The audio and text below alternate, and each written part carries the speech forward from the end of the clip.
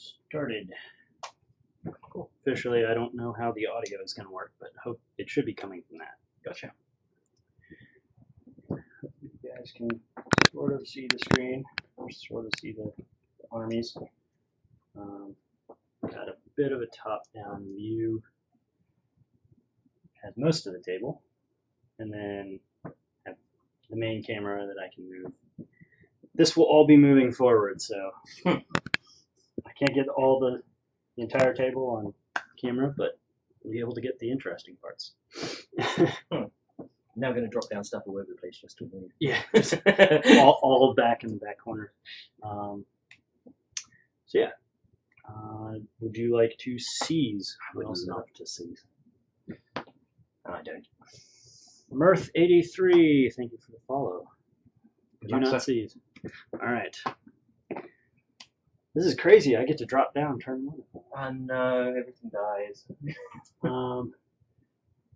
So I'm assuming you've screened me pretty well so that I can't.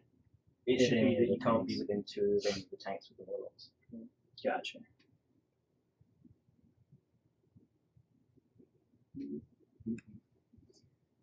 And guys, I just realised one mistake I made. Do you mind if I go for it? Is that Creed? Yeah, I'm going to. Engine seater versus Creed. It's Master of Ordnance versus Creed. I want Creed out front because I don't care about him, and I want the Master of Ordnance within 3 of the tanks. Sure, it doesn't really matter. No one cares about Creed. So the question, I guess, is do I want to drop everything this turn, or wait a turn with my combat units? Then I'm just leaving what I have on the board right now kind of out to dry. The fact that you can drop down to turn 1 made it. I'm so used to doing turn 2. It now makes sense why you put the Swarm Lord in the front. Well, I guess I actually get to make that decision because all those drop down at the end of the turn. Yeah. So.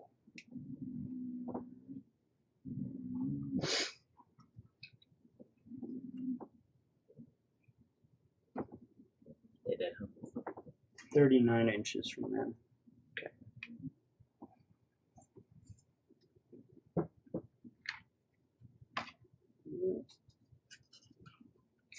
So that's a 9-inch charge.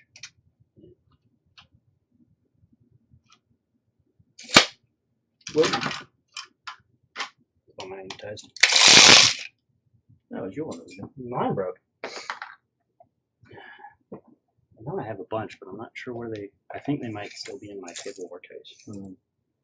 Did you ever find that phone? Nope. That's pretty nice. Yeah, it should be 9 inches. So. We know it's 9 inches away. It's Back here. Don't worry, those bits are magnetized. Well, not that bit. Who cares about that bit?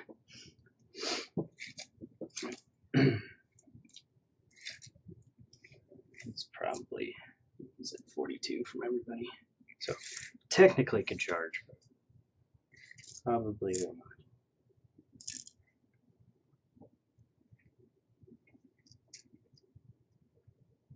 What are the guns on the Wyverns? And So Wyverns are 46, essentially the shred, strength 4, and the Basilisk is D6, strength 9, maybe -2 does D3 damage.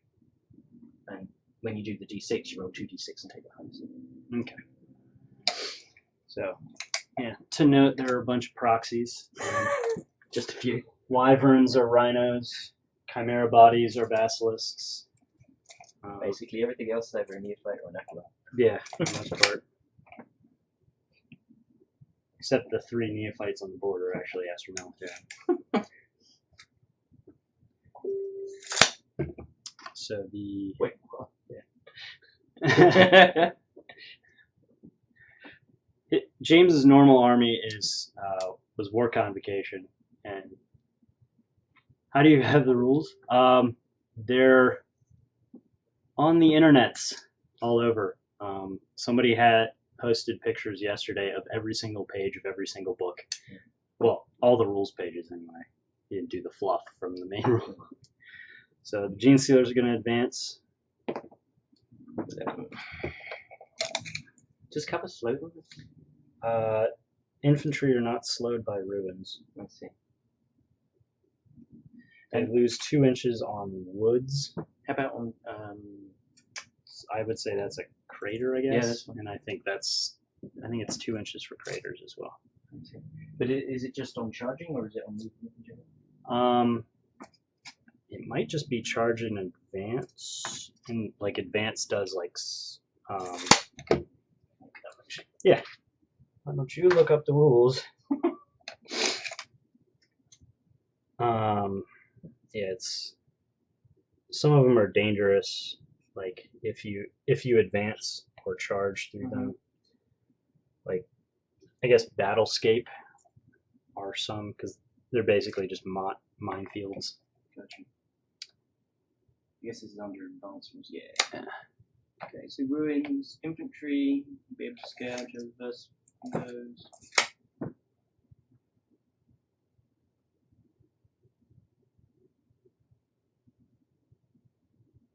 Yeah, it seems like they can just go through it. Yeah. Models are slowed charging across craters.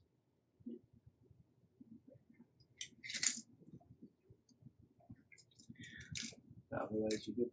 Flyrant is going to advance because I can't charge this turn.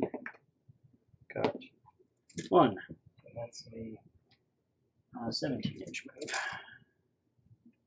They're a bit slower now. I can live with that. That Flyrant. Should be said, my other army is NIDS as well, so we didn't have any option. Yeah, we could have done NIDS on NIDS and tried out a few more models, but and all his tanks ignore cover, so it doesn't really matter. My tanks don't need cover. Well, they don't need line of sight. So they don't need line of sight. Yeah. So I only get cover if an infantry unit is standing entirely in a ruin, basically. So these guys are advancing 12. I'm not sure if that's how it works. So they don't need line of sight to fire, but if you're obscured, maybe you still get cover. Okay. I just don't know. Yeah, if it doesn't say it's an exception, then it's not an exception. Yeah. So you get cover. Alrighty. If you can't see over 51% of... Oh yeah, and monsters... I only need to be able to see one model though. Yeah. So, well, I mean, like for my monsters. Yeah. If you can't see 51% of the model, then... Yeah. Alright. Psychic... Or now it's end of movement. Do I want to drop everything down?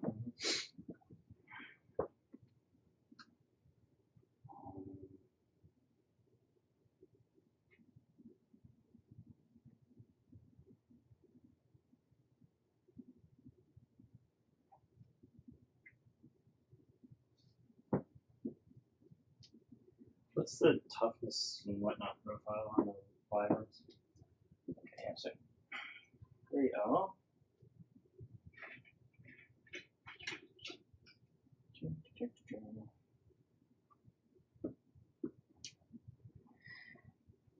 They are. So the Basilisk Street, so the Wyvern's toughness 6, wounds 11, 3+ save, and it's the same for the Basilisks. Okay. I think I'm just going to go for broke here. So why not? That is, in fact, the most scary option from my point of view. So. Yeah. So everything has to be more than 9. 9 inches away from you, and within 3 inches of the trigon. I'm actually going to outline this with some dice here.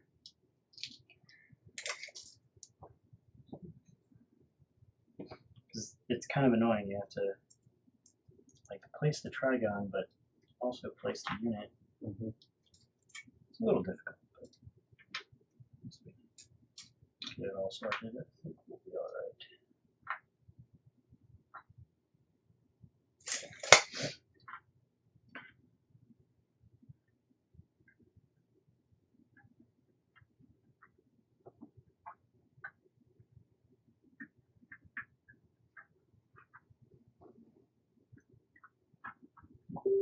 So he's 9 inches from that dude. From which dude? From the Grab Gotcha. Canyon. Yeah, put away be like in those 9 inches. And then these guys, 3. They're 9 inches from multiple guardsmen. Or not guardsmen, but computers. Good night, Chile. I like that. Alright. I noticed that I've got the dog minefield on my side of the table. Yeah, they like new people. Well, that's cool.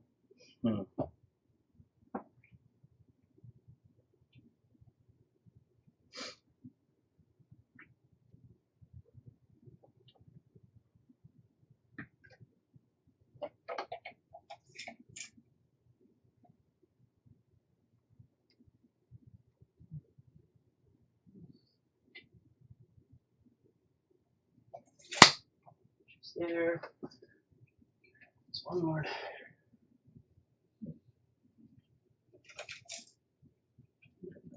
Why are you chewing on your leg, though?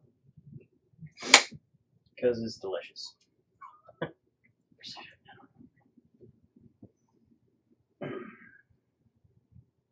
we go. So, yeah, I can only get 1 unit for this guy. So, he has to be an inch away, or over an inch away.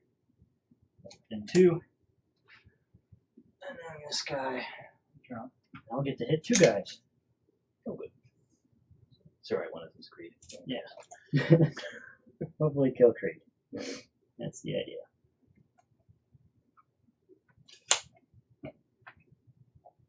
Guess.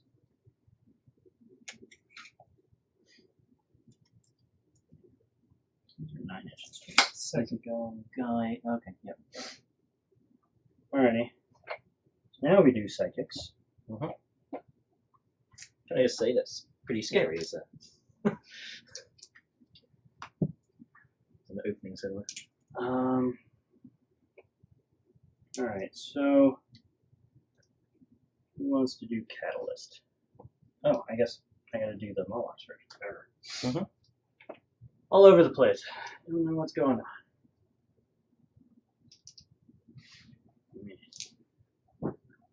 Probably move the camera up. Because no one's going to use that end of the table over again. Yep. Moloch might eventually come back to that. Yeah, that objective down there. Or some of your guys might come up there. Yeah. Trouble is, mine aren't particularly quick once they're there. Once they're there. It's a bit like an old clock. Lux. Okay. 2 to 3, it suffers a mortal wound. 4 to 5, D3. 6, it's 3 mortal wounds. So this unit takes nothing. Sweet. Creed takes 4, is D3. Takes 2 mortal wounds. Just see how many these go. It's probably got like 4 or 5. And then He's the got 4. Yes. acolytes. 4. So they take 1 wound. So 1 acolyte dies. Acolyte dies. I'm going to take this guy.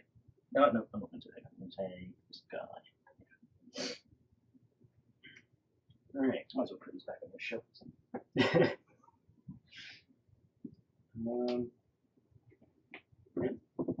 Okay. So now it's the psychic phase.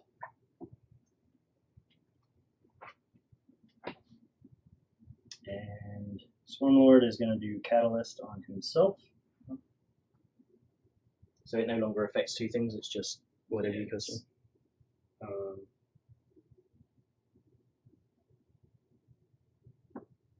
Yeah, it's just on the unit. Nothing is as good as it was as far as psychics go. Yep. So Catalyst on himself, it is a Warp Charge 6. I got it on a 10. I have no cycles. Okay, so he has Catalyst up.